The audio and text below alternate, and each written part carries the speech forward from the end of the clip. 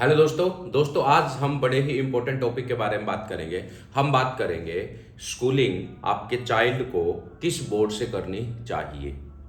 तो सब चीज़ों को हम एक बार देखते हैं। तो हमारे पास दोस्तों यूजुअली तीन ऑप्शन होते हैं। एक स्टेट बोर्ड का ऑप्शन होता है, एक हमारे पास सीबीएसई बोर्ड का ऑप्शन होता है और एक हमारे पास आईसीएसई बोर्ड का ऑप्शन होता है।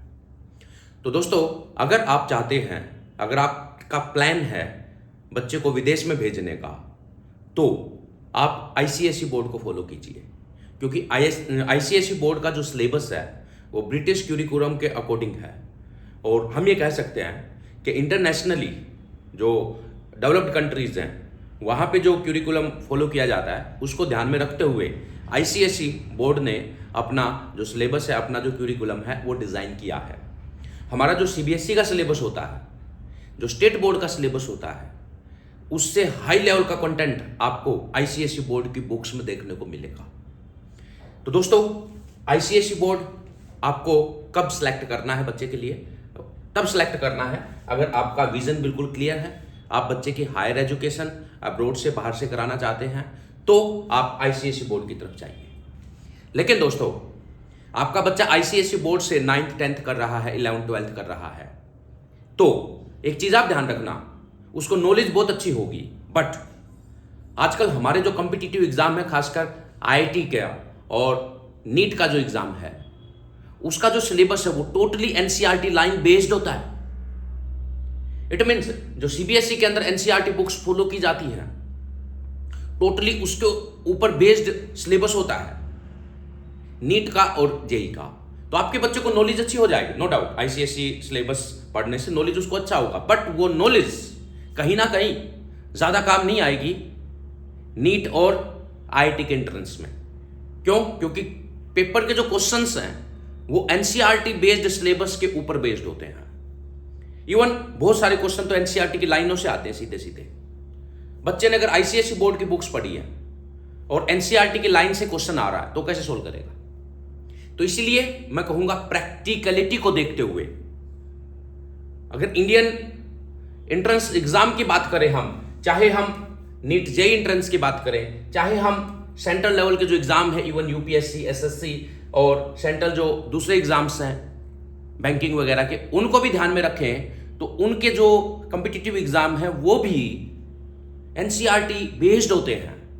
तो इसलिए दोस्तों नॉलेज वाइज ये सही है, बट प्रैक्टिकली हम चाहते हैं कि बच्चा हमारा एंट्रेंस एग्जाम क्रैक करे, उसके लिए सीबीएसई बोर्ड सही है जहां पे एनसीईआरटी बुक्स फॉलो की जाती है।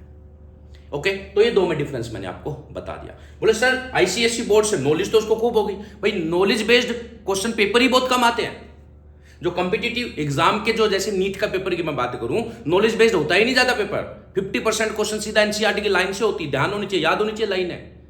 बच्चे को आईसीएसई बोर्ड की बुक्स याद है, एनसीईआरटी की जो लाइन्स है वो याद नहीं है, तो कैसे अच्छा परफॉर्म करेगा एग्जाम में? इसीलिए प्रैक्टिकलिटी को देखते हुए अगर आपको इंडिया के अंदर चाइल्ड की हायर एजुकेशन कंटिन्यू करनी है, तो उस केस में मैं आपको कहूंगा आप सीबीएसई बोर्ड का कोई अच्छा सा स्कूल सेलेक्ट कीजिए। आईसीएसई बोर्ड मैंने बताया, अगर आपका पहले से माइंड क्लियर है, स्टूडेंट को आपको बाहर भेजना है हायर एजुकेशन के लिए, तो उस केस में आप आईसीएसई बोर्ड की तरफ जाइए। बात करते हैं स्टेट बोर्ड की।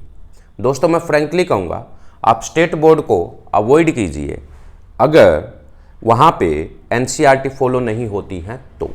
दोस्तों देखो होता क्या है, अलग अलग स्टेट में अलग अलग नियम होते हैं, क्योंकि हमारे कॉन्स्टिट्यूशन के अकॉर्डिंग जो एजुकेशन है वो एक स्टेट सब्जेक्ट है। अब कई सारे स्टेट ने क्या कर रखा है, जैसे राजस्थान हरियाणा की बात करूं, वहाँ पे स्टेट बोर्ड से एफिलिएटेड जो स्कूल हैं उसमें सेम सीबीएसई वाला कंटेंट पढ़ाया जाता है, यानी एनसीईआरटी वहाँ पे फॉलो की जाती है। तो ऐसे केस में आपको कोई दिक्कत नहीं है। तो जिस स्टेट में स्टेट बोर्ड से affiliated school NCERT oriented content पढ़ाते हैं, वहाँ पे आप अपने चाइल्ड को किसी अच्छे स्टेट बोर्ड से एफिलिएटेड स्कूल में एडमिशन दिला सकते हैं। अब बात आती है ऐसे स्टेट जहाँ पर स्टेट का जो क्यूरिकुलम है वो अलग है और सीबीएसई बुक्स का जो क्यूरिकुलम है वो अलग है। काफ़ी डिफरेंस देखने में मिलते हैं कई बार, खासकर एसएसटी के सिलेबस, साइंस के सिलेबस और मैथमेटिक्स के सिलेबस में।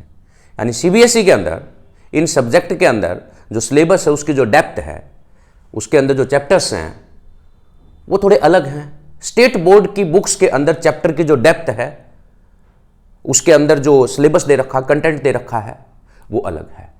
ऐसी सिचुएशन में फिर से बच्चे को जो सीबीएसई ओरिएंटेड एग्जाम होते हैं, या यूं कहें सीबीएसई सिलेबस ओरिएंटेड एग्जाम होते हैं, या एनसीईआरटी बेस्ड एग्जाम होते हैं, जैसे हायर एजुकेशन में जाने के लिए NEET JEE exam, government job में जाने के लिए यूपीएससी एसएससी सेंट्रल रेलवे के एग्जाम, तो इस केसेज में बच्चे को कॉम्पिटिटिव एग्जाम क्रैक करने में दिक्कत आ सकती है।